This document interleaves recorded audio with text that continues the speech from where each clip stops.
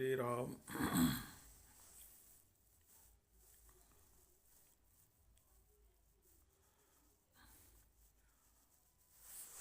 मोदी जी, देशवासियों ने समझा था कि तुम निश्चित रूप से देश का कल्याण करोगे। इसमें कोई दो मत नहीं कि तुम्हारी विदेश नीति ठीक है, लेकिन सत्ता सुख की जब बिल्कुल लालसा समाप्त नहीं होती है तो देश का हित दांव पर लग जाता है। जैसे सत्ता में जो रहता है उसको लगता है कि हमारी सत्ता जाने ना पाए, चाहे कुछ भी हो जाए। निश्चित रूप से वहीं उसका पतन शुरू हो जाता है। ये कांग्रेसियों ने भी सोचा था, तो उन्होंने देश के साथ अत्याचार किया। जो देश के लिए उन्हें काम करना चाहिए थे उन्होंने नहीं किया। उन्होंने अपने वोट बैंक बनाने के लिए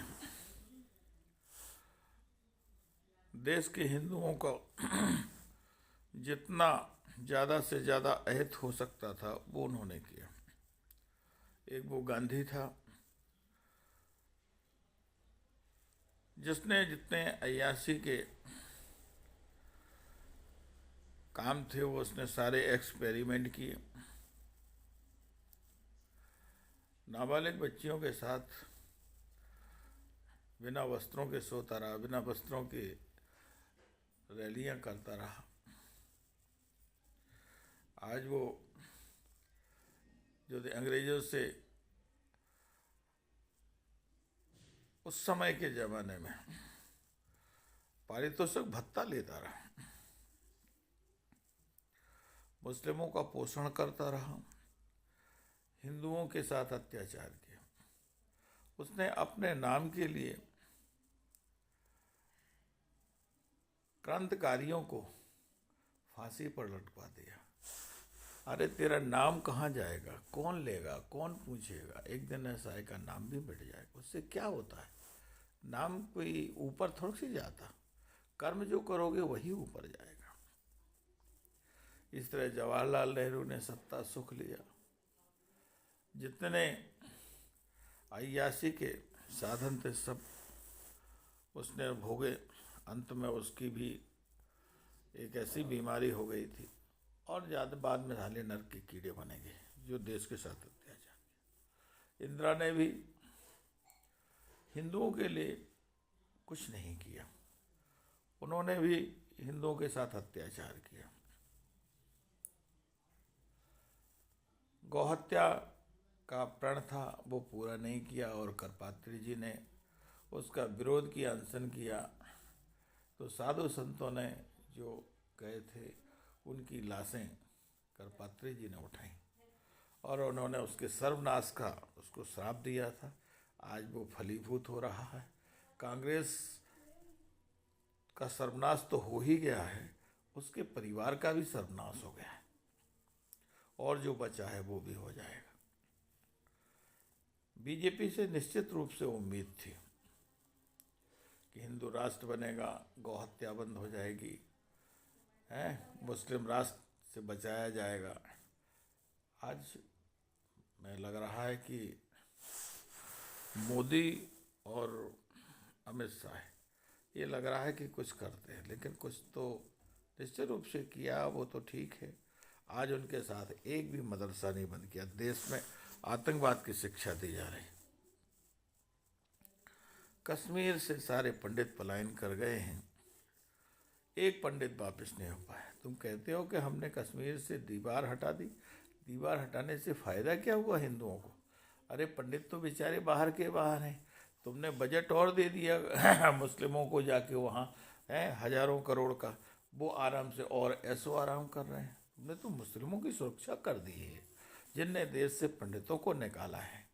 एक पंडित वापसी नहीं हुआ, चाहते तो 10-10 लाख रुपए हर विस्थापित पंडित को दे के उसको वहाँ पुनर्स्थापित कर सकते थे, है ना।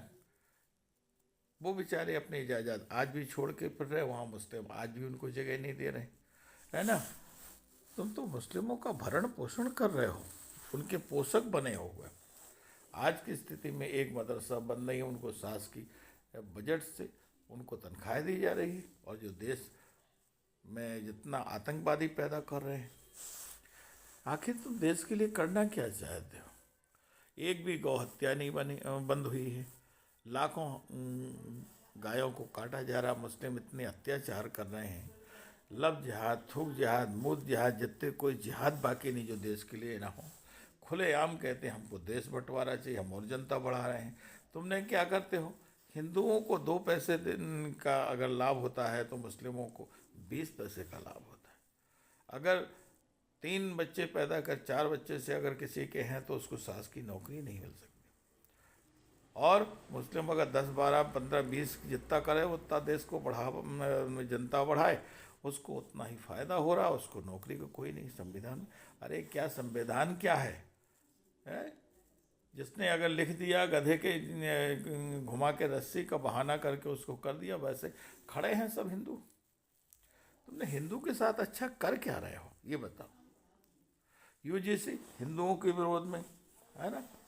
आज तुमने वक्फ बोर्ड की लाखों एकड़ जमीन, 40-50 लाख एकड़ जमीन किस बात की है भाई? वक्फ कौन सा वक्फ, किसने दान दिया? ये तो देश के लुटेरे हैं जिन्होंने, तुम्हें पता नहीं है कि क्या बताएं, देशभक्तों को दीवाल में चुना दिया, उनके बच्चों को दीवाल में चुना दिया, है ना। बेचारे संत को गुरु गोविंद सिंह जैसे, है ना, सारे जितने हुए हैं उनके सामने उनके बच्चों को कोलू में पेर दिया, उनके बच्चों को ऊपर उछाल के वर्छी में टांग दिया, उनकी माँ को काट दिया, है ना, तेग बहादुर को काट दिया। क्या है, इनके बच्चों को काट के उनके सामने थाली में उनको दे दिया गले में, और उनके साथ तुम पोषण कर रहे हो। 3400 करोड़ का उनको बजट दे दिया तुमने, उसमें व्यवस्था कर दी है कि तुम खाओ, तुम करो। क्या हिंदुओं ने पाप किया है? वो भी पहले पापी थे, आज तुम क्या कम नहीं रहे हो, है ना। तुम तो लाखों हत्याओं, गौ हत्याओं का पाप ले रहे हो, है ना। गौ हत्या और ब्रह्म हत्या से लोग डरते थे, तुम उसका अपमान कर रहे हो। नहीं करो ब्रह्म, लेकिन गौ हत्या से तो बचाओ। हम कह रहे जाति खत्म कर दो ना, जाति शब्द ही लिखना खत्म कर दो। जाति से अपमान होता, ब्राह्मण को तुम श्रेष्ठ मानते, उसको खत्म कर दो, है ना। जब जाति कोई लिखेगा नहीं, जब जाति होगी नहीं, तो काहे का ब्राह्मण को, काहे का शूद्र, कोई नहीं होंगे, सब एक होंगे। और जिसको जरूरत हो उसकी मदद करो, कौन कह रहा है। लेकिन मुसलमानों ने देश के साथ अत्याचार किया है और तुम उसको बजट दे रहे हो, है ना। अरे आदिवासियों को दिया, हरिजनों को दिया, पिछड़ों को दिया, ये तो ठीक है, इनको देना चाहिए, ये गरीब है, इनका उत्थान करो। लेकिन इन्होंने तुम्हें क्या दिया, देश को क्या दिया, है ना। देश को आतंकवाद दे रहे हैं, देश को आतंकवाद में लुटा रहे हैं, क्या करोगे तुम?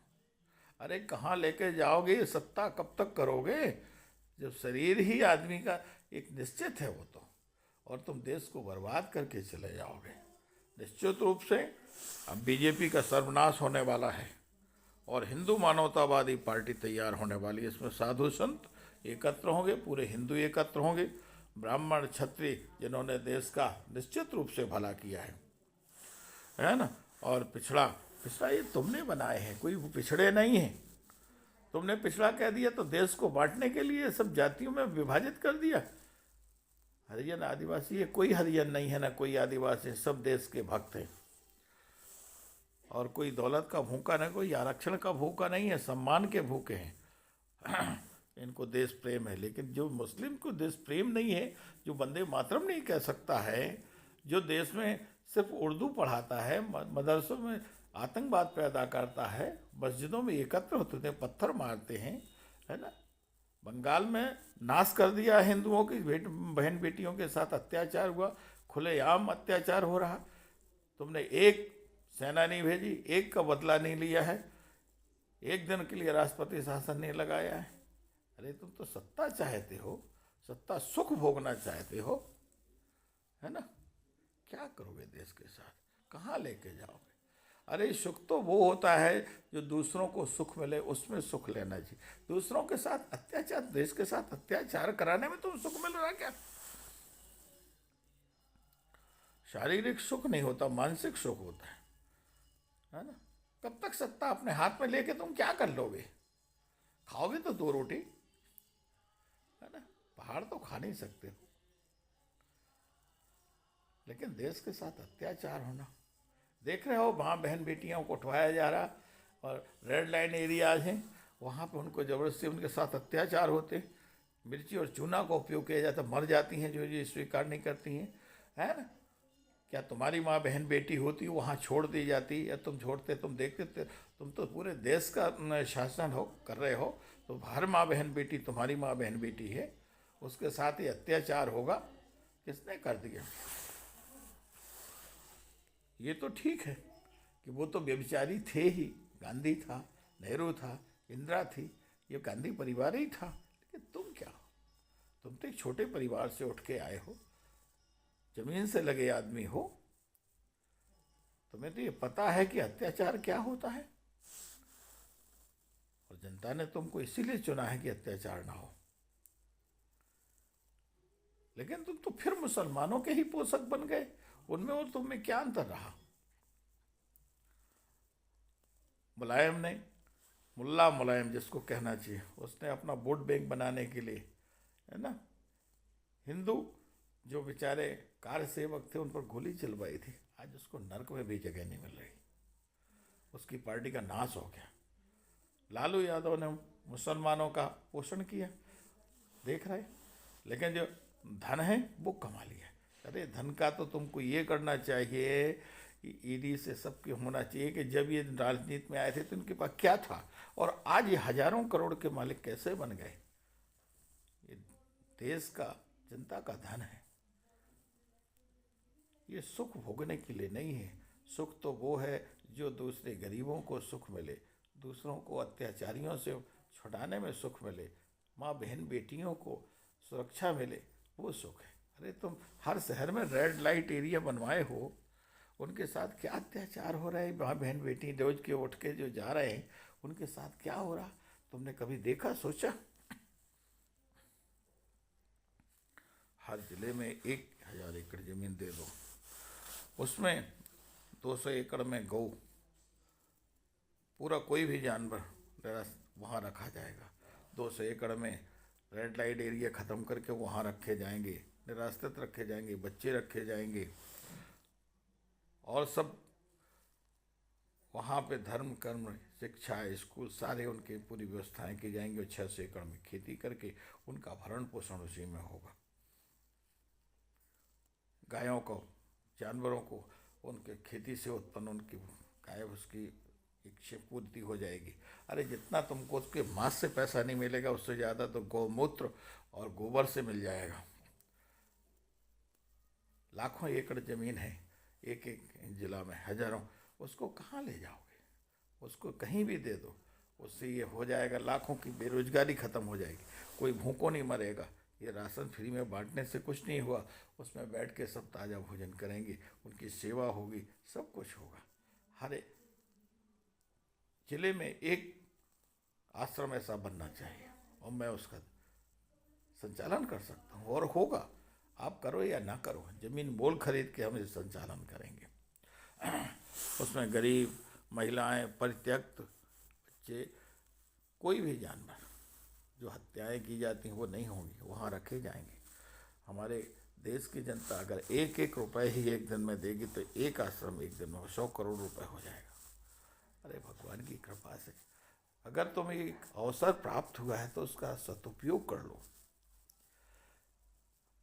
शासन के लिए मत मरो कि शासन करते रहेंगे। शासन कितने दिन करोगे? उसकी इच्छा होगी तभी कर पाओगे। भगवान से बड़ा कुछ नहीं। ये पाप मत लो। गौ हत्या का पाप ले रहे हो, उसको गौ हत्या से बंद कर दो, राष्ट्रीय पशु कर दो, है ना, हिंदू राष्ट्र कर दो। क्या चला जाए, कल दिन चले जाओगे कोई नाम नहीं लेगा।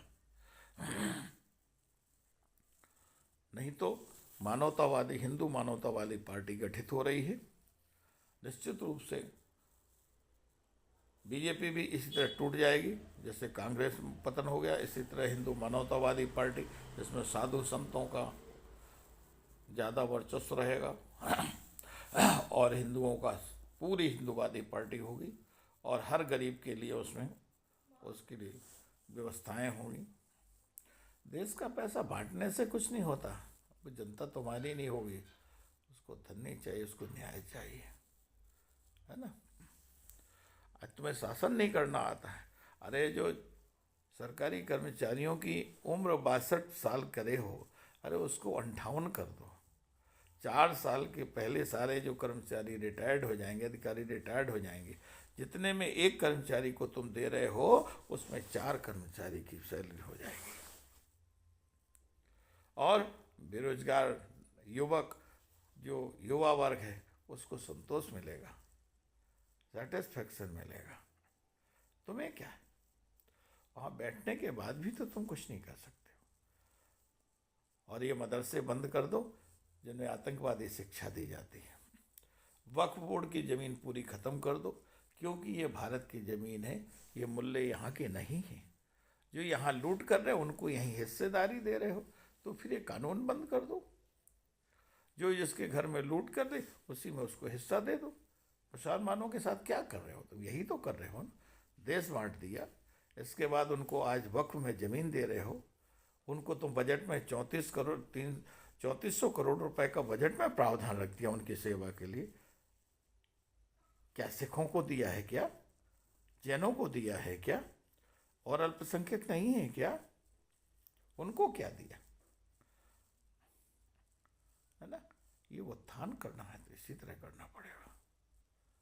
ये समय एक बार देता है, प्रकृति सबको समय देती है, तुमको भी दिया, कर रहे हो, लेकिन तुम उसी धारणा में चले गए जिसमें पहले सारे थे।